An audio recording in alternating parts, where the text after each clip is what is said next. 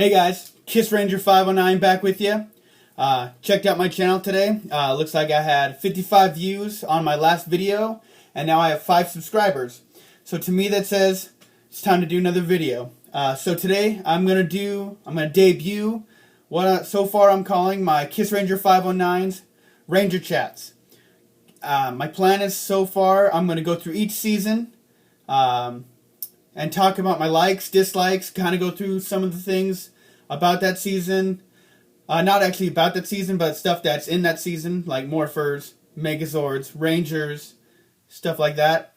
If there's something you guys want me to add, I mean, you always can run it by me, and I can always give it a shot. But for this first one, I'm just going to kind of go blindly at this and see how it goes. So this first one, I'm going to go ahead and do Mighty Morphin Seasons 1 through 3.5, which is 3.5 is Mighty Morphin Alien Rangers. So I'm going to say let's go ahead and get started. So the Rangers, the first 5, the teenagers with attitudes. We got Jason, the Red Ranger. I would say he's the jock. Overall, Jason was a very good Red Ranger for our first one. He was the jock, the big muscle guy. I thought he was a great role model at the time. Well, still is. I can't say at the time. Then we got Zach, the Black Ranger. He's kind of like the groovy, fun dance. Also in the dancing ranger. Also is into martial arts as well. Definitely brings a lot of funner stuff to the team. Then we got Billy, the Blue Ranger. He's kind of the inventor.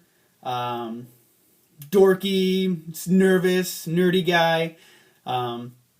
Definitely needed him a part of the team because he invents a lot of the stuff for the Rangers that they use. So Billy was definitely a good addition. Then we got Trini, the Yellow Ranger. To me, I mean, she might be. I mean, this is all from my view, you guys. You guys might have a different view of these people.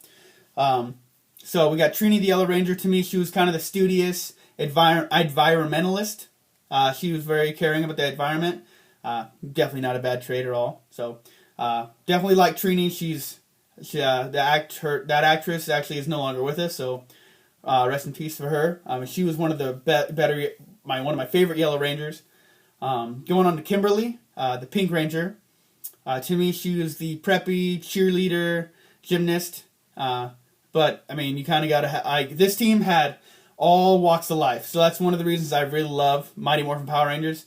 It had everything. I mean, from when I was a kid, I didn't really look at it that way, but as I grew up and I still enjoyed it, you kind of had all walks of life, which was really enjoyable to see. Yeah, Kimberly, a little preppy cheerleader chick, very cool. Probably just about everyone's first crush, and then if it wasn't, it was Trini. So, I mean, they were both good-looking girls. So, with that said, moving on to more Ranger-ish stuff. They're Morphers. As you can see, I kind of got mine lined here. That was the Dino Buckler. Love this Morpher. I thought the coolest thing ever was when I first started seeing them, the Rangers in the show, carrying them in their backpacks. And I was like, I go to school. I have a backpack. Carried my Morpher in my backpack at school. Always was just ready to call on my communicator, Zordon, say, hey, I need your help. And it gives me my Morpher. Morpher, each Ranger had their own coin for their dinosaur. Zach, the Black Ranger, Mastodon. Kimberly, the Pink Ranger, had the Pterodactyl. Billy, the Blue Ranger, had the Triceratops. Trini, the Yellow Ranger, had Saber-Tooth Tiger. And Jason, the Red Ranger, had the Tyrannosaurus. So, basically, how these worked, they would scream out, "It's Morphin time!" Put the Morphin forward, and they'd call their animal. So for this one, Mastodon! And they would morph into that Ranger. So that's how they become the Rangers. And this Morpher is definitely one I will never always cherish. That's why I got as many legacy ones as I do. Still out there on the look for the 1993 one. Childhood won't ever leave me. So I'll hopefully get that one someday. Alright, so moving on to the Zords. Singly, like I said, we got Zach with the Mastodon, the Black Mastodon that becomes the arms for the Megazord. Solely, I thought all these Zords were actually very cool. because in my personal opinion, I feel like every kid at some point loved dinosaurs. And if I'm wrong, sorry. Sorry for that one.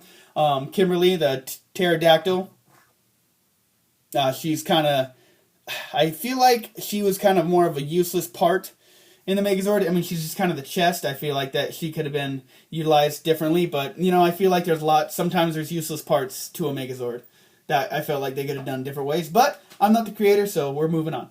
Billy, Triceratops, the blue Triceratops, he becomes one of the legs. And then Trini, her saber-toothed tiger, also one of the legs. And then Jason, the Tyrannosaurus Zord. He's right there in your face, isn't he? He's kind of like the mid-body, the thighs, and the head. Alright guys, and with their powers combined, they become Captain Planet. Not really. Get the original Dino Megazord. And overall, this Megazord is very pleasing. Of course, it's the first Megazord we ever see, so I mean, we don't have a lot to go off of, but I think this Megazord is one of the coolest ones to come out, even since then. There are a lot of cool Megazords out there, but this one's awesome. And of course, when they need a little more power, they call upon their power sword. Falls from the sky, sticks in the ground, or they catch it. So as far as the 5 Rangers, this is their Megazord, and these are their Morphers, and those are the guys those are them. So, moving on. Later on, we get the Green Ranger. Starts out as evil, eventually becomes on our side. Got his Morpher right here, ready to go. So when he comes on our side, he says, "It's Morphin time, Dragon Zord." And then he also gets the Dragon Zord. So this is his Zord, you guys. Comes out of the water in Japan. So he's got he's got one heck of a commute.